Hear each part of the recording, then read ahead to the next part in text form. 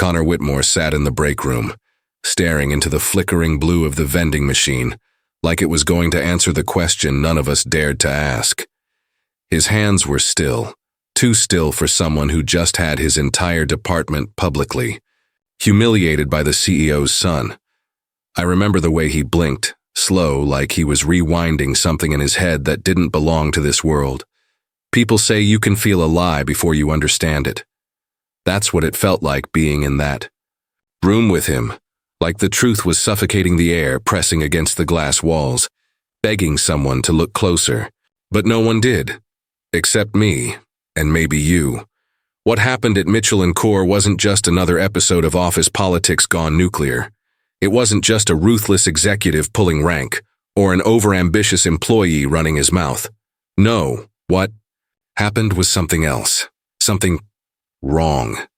It started with a whisper, barely audible, almost like it wasn't meant for human ears. Connor had leaned in during the staff meeting, leaned in toward Grant Wallace, the young, entitled team lead. Everyone secretly hated but smiled at during coffee runs. Connor's lips barely moved. None of us heard what he said, but Grant flinched, not like he was insulted, like he'd been touched by something cold, like whatever Connor said reminded him of something he'd spent years trying to forget. 10 minutes. Later, Grant was gone, not walked out, not escorted. Gone. No one saw him leave the building, no camera caught him, no phone activity. His car stayed parked in the same spot in the lot for 3 days, untouched. HR claimed he resigned. But there was no resignation letter, no calls to family, no digital footprint. The last thing ever posted from his work Slack was a single sentence. He knows about Denver. Then nothing. They told us not to talk about it. Management scrubbed the building. New security systems, quiet terminations. They brought in this outsider, just a consultant, who never gave his full name and asked questions that made your skin crawl. But Connor? He kept coming in like nothing had happened, like he hadn't shattered reality with a single sentence no one else heard. What's worse, things around him started changing, office lights flickering when he walked by, computers logging in with no password, a voicemail on the receptionist's phone from her father, who died 2 years ago. And then yesterday, someone opened an old support ticket from 2011, archived, long forgotten. And inside was an audio file labeled Final Announcement, DEM-P3. Just static, at first. Then a voice, Grant's voice, saying one line over and over. Don't trust the man in the reflection. He's not looking at you, he's watching what's behind you. There's more. Something happened today. Connor walked into the boardroom, alone, and locked the door behind him. No one has come out, and the thing is, there is no lock on that door. Whatever you believe, whatever you think is just coincidence. Set it aside. You clicked on this because some part of you already knows the truth. You're not watching a story. You're watching a record. Something real. Something buried. And you've already gone too far to walk away. Tell me, did your screen just flicker? Or is he looking at you now too? The door stayed shut longer than any of us could swallow without twisting ourselves into knots. Then, through the glass, I saw Connor, standing perfectly still, eyes locked on the wall opposite him. No blinking, no breathing I could measure, just an eerie, unshaking gaze. The others wanted to storm in, to rip open the door and drag him out. But something about that stillness froze us in place, like a secret humming beneath our skin warned us not to interfere. Then the screen on my phone buzzed, a low, static-filled message from an unknown number. I played it once, twice. The voice was distorted, fragmented, as if caught underwater, yet unmistakably Grant's, murmuring something that almost made sense. Not him. The mirror's not the mirror. Before I could rewind or adjust the volume, the message vanished, wiped clean like it had never existed. We tell ourselves stories to make sense of chaos, to draw lines around the impossible and say, here is the truth, here is the fiction. But the deeper I dug, the more those lines blurred, the more I doubted every assumption I'd held. Did Grant vanish because of what Connor whispered? Or was it something Connor heard inside himself? A crack in the foundation no one could see? Was Grant's disappearance real, or just a hollow in my memory? A phantom limb reaching for meaning that doesn't exist. The office was no longer a place of work, but a breathing entity hiding secrets that clawed at the edges of sanity. Enter Lisa Marquez, HR's newest hire, with a smile too quick and eyes that seemed to dance just out of sync with the rest of us. She claimed she'd been transferred from another division but spoke in half-truths, sliding between topics like a shadow slipping through a cracked door. Lisa wasn't just a colleague. She was a riddle wrapped in an enigma that nobody could solve without feeling the cold grip of doubt tighten around their chest. Her voice would drop to a whisper when she spoke of Grant, of Connor, of things we were afraid to acknowledge. "You don't remember everything?" she said once, eyes flicking toward the locked boardroom door. "Sometimes they erase more than files. Sometimes they erase memories." I wanted to believe her, but the deeper I went, the more I noticed the fractures in her story, contradictions hidden beneath the surface. One day she insisted Grant was fired for insubordination. The next she told me he was never on the payroll. When I questioned her about the mysterious consultant, she laughed, a sound that didn't reach her eyes, and said, "What you don't want to remember is often the most dangerous truth." But when I pressed, there was only silence, as if she had swallowed her words whole. The office became a labyrinth of shifting realities. Files I swore I had saved disappeared overnight. Names and emails were replaced with indecipherable code. And sometimes, when the fluorescent lights buzzed low, I caught whispers not meant for human ears. Faint, overlapping voices reciting names I didn't recognize but felt clawing at the edges of my mind like forgotten ghosts. Connor, the man at the eye of the storm, began to unravel before my eyes. His face, once sharp with determination, grew gaunt, haunted by a terror no one else seemed brave enough to name. He told me about a recurring nightmare, a mirror that didn't reflect him, but someone else, someone watching through him. I wanted to believe it was just stress or a breakdown triggered by workplace betrayal. But the tremor in his voice made me wonder if he'd stumbled into something no one at Mitchell & Core was prepared to face. Something older, darker. We both started recording everything, not just emails or meetings, but the small things, the way shadows lingered too long in corners, the way the air grew colder when no windows were open. Our phones picked up static at random moments, slicing through recordings like a warning encoded in white noise. Sometimes, when we replayed those moments, we thought we heard voices beneath the static, snatches of conversations we never had, names we never said aloud. But the more we tried to capture the truth, the more it slipped away like water seeping through trembling fingers. Memories blurred, replayed themselves with subtle differences, like a broken tape stuck on a loop that rewrote its own story. Sometimes I'd remember a conversation with Lisa, only to find her denying it later. Other times I'd swear Connor told me a secret in the hallway, but he'd look at me blankly, like I was speaking another language. The office itself seemed alive with unspoken terror, the real unsolved mystery hiding beneath fluorescent light and corporate jargon. What was happening at Mitchell & Core was not just about greed or power. It was a truth behind what no one tells you, a shadow cast by something so old and vast it's been waiting in silence for us to uncover it. Or maybe it was waiting for us to forget. The last thing Connor said before disappearing from my sight was a warning I still can't shake. They don't want you to remember, but the mirror will show you what they hide. And the question that haunts me now is no longer about who disappeared or why. It's whether any of this was ever real, or if what we saw was just a symptom of something deeper, something far more terrifying. Because now, I can't tell if I'm witnessing a conspiracy or losing my mind. And maybe in this place between memory and nightmare, that's the very point. The phone buzzes again. A new message, no sender, no words, just silence, and a whisper that chills me to my core. Look behind you.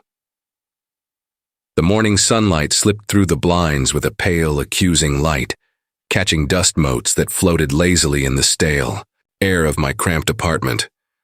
For the first time in weeks, maybe months, I felt something close to certainty, a fragile thread of resolution that seemed for once within reach. The walls around me weren't closing in. The room wasn't a prison, at least not yet. The files I'd unearthed, buried deep in the company's archives, had led me to something unmistakably concrete. A name, a date, a place where this entire nightmare had begun. The hidden truth, once buried beneath layers of silence and denial, was unraveling before me. The mystery uncovered, I thought. Finally. It began with an old personnel report I almost missed, the kind no one bothered to save properly in digital form, a crumpled printout stuffed in a forgotten cabinet marked confidential. The report named a man, James Holloway, a mid-level manager at Mitchell & Core who vanished without explanation exactly 10 years before Grant Wallace's disappearance. The similarities were unsettling. Holloway had been accused of insubordination and vanished shortly after a public confrontation with the company's CEO at the time. Rumors said Holloway had spoken of something watching inside the office, whispers no one else heard. The parallels were too clear to ignore. I followed the trail deeper, piecing together fragments from interviews, old emails, even an anonymous tip from a former employee who'd requested complete anonymity. The past was bleeding into the present, and it was no accident. This wasn't just a coincidence or the result of corporate greed. It was a pattern, a cycle repeating itself with an eerie familiarity. And suddenly I felt like I was standing on the edge of understanding something so vast it might explain everything. Then I found the audio recording, a hidden file buried in the depths of the company's archives, labeled simply, Final Announcement, Holloway. I listened, breath held tight as the distorted voice spoke through static. They watch in silence, they don't blink, and when they speak no one hears except those marked. The words chilled me, but they also grounded me. There was a message, a warning from a man who had disappeared 10 years ago, and it echoed the voices Connor and Grant had whispered about. The pattern was real, and I was finally decoding it. With trembling hands, I scheduled a meeting with Lisa Marquez, hoping she'd help me unlock the final pieces. She listened quietly, her expression unreadable. When I finished, she nodded slowly, her voice dropping to a hushed whisper. "You're not crazy," she said. "They lied to you. They lied to all of us, and the company has been covering it up for years." It felt like vindication. The fear that had gnawed at my sanity was easing, replaced by a dangerous kind of hope, the kind that makes you believe you're finally safe. But then, as if the air itself shifted, a new, more disturbing reality began to unravel. Lisa pulled out an old photograph from her bag, a faded image from a company holiday party dated 15 years ago. The grainy photo showed smiling faces, but something was off. In the background, half hidden in the shadows, was a figure that looked uncannily like Connor Whitmore, except his eyes were black, void-like, and the edges of his form seemed a blur, as if the camera had struggled to capture him fully. But what sent a cold spike through my chest wasn't the figure itself. It was the timestamp stamped faintly in the corner. The date was from 5 years before Connor was even hired. "That's impossible," I whispered, voice cracking. "How can this be him?" Lisa's eyes darkened, her lips tightening. "Because it's never been just about time or place. It's been watching from the beginning, watching us all." Suddenly the room felt colder. The shadows lengthened. I blinked, and for a fleeting second, I thought the walls around me were breathing, pulsing with an invisible heartbeat that matched my own racing pulse. The deeper we delved, the less sense any of this made. Memory glitches flickered behind my eyes like scenes from a life I was supposed to remember but couldn't. Faces of people I'd never met, whispered in the corners of my mind. Moments from childhood, blurred, fragmented, seemed to echo the same haunting pattern I'd uncovered in the office. Had this thing, whatever it was, been shaping my life long before I stepped foot in Mitchell & Core? The line between past and present blurred until I wasn't sure if the fear was real or just a trick of a fractured mind. The threat felt psychological, atmospheric, deeply personal, not some external enemy, but something embedded in the very fabric of memory and identity. It watched through reflections, slipped into the gaps of forgotten moments, and fed on the silence where truth should have lived. I wanted to tell myself it was all in my head, but the pieces refused to fit any sane narrative. Connor, Grant, Holloway, they were part of something larger, something that had been lurking just beyond the edge of perception, waiting for us to look away, waiting for us to forget. The truth I thought I'd found wasn't an answer. It was a key, and the door it unlocked led to a darker hall I wasn't ready to enter. And then I noticed it, a single detail in the photograph that made my blood run cold. The figure, the impossible Connor, was holding something in his hand. A small, unassuming object that I recognized instantly from the office. The very same locket I'd seen hanging on Lisa's neck, the one she never spoke about. I looked at her, my voice barely a whisper. "Where did you get that?" Her eyes flickered, not with fear, but something else, something older, something colder. Before she could answer, the lights flickered violently, plunging the room into darkness for a heartbeat too long.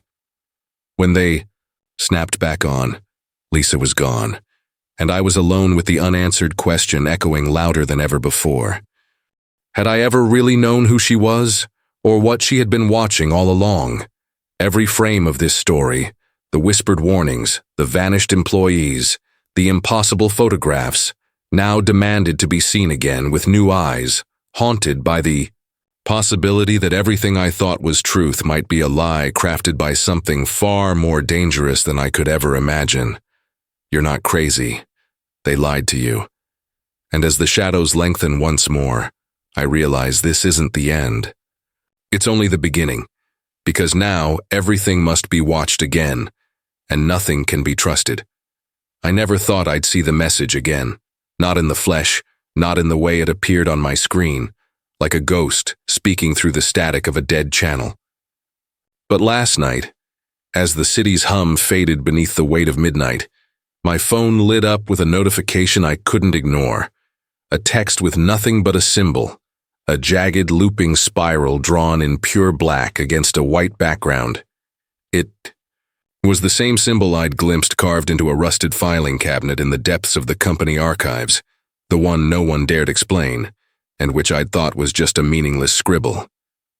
But now it felt like a brand, a marker, a secret handshake between those of us who'd been dragged into this nightmare without warning or invitation. And I wasn't alone. The truth I'd been chasing had taken on a new, terrifying dimension. There were others, strangers scattered across cities, across time zones, all caught in the same web of half-remembered nightmares and inexplicable phenomena. Silent watchers who, like me, had felt the cold finger of this unseen force brush against their lives. The messages started pouring in, cryptic and fragmented, like pieces of a fractured puzzle only the initiated could begin to piece together. Shared dreams filled with labyrinths of corridors that shifted each time you tried to map them. Whispers in dead languages bleeding through the hum of late-night radio. Symbols carved into door frames that disappeared before daylight. One of the messages spoke of found footage from 20 years ago, a recording the government never released said to capture something, someone who didn't belong. A watcher, an observer, not quite human, not quite shadow. The footage was buried deep in encrypted corners of the dark web, fragmented and incomplete, but the fragments were enough to make your skin crawl, to make your rational mind recoil in denial. And yet we all knew, we felt it, that the footage was real. Because the figure in the grainy black and white video wasn't just watching the camera, it was watching us. And then there were the shared dreams, because this thing didn't just haunt waking hours. It slipped into sleep, warping memory and identity like a virus infecting the soul. Dreams that weren't yours, memories you couldn't claim but could never shake. I started recognizing faces in those dreams, faces I hadn't seen in years, or thought forgotten. Old friends, strangers from childhood, echoes of a life that felt both mine and not mine. And in every dream there was a symbol carved into a wall, a whisper of a name never spoken aloud, a chilling sense that the dreamer was not in control but being guided, watched, studied. In the midst of this growing nightmare, a new figure entered, my awareness. A third perspective, a watcher unlike any other, a voice on the other side of the static, not one of the lost or the frightened, but the observer who knew more than they should. Their messages were rare, cryptic, but laced with clarity, as if they existed outside the tangled web of memory and illusion. They called themselves the Archivist, and their words were heavy with dread and understanding. You were right all along. This isn't a story you watch. It's a story that watches you back. The threads pull tighter every time you seek answers. Identity is a cage, memory a weapon, and control is the only true enemy. The archivist claimed to have seen it before, to have watched as countless others were swallowed by the same darkness that now clawed at my mind.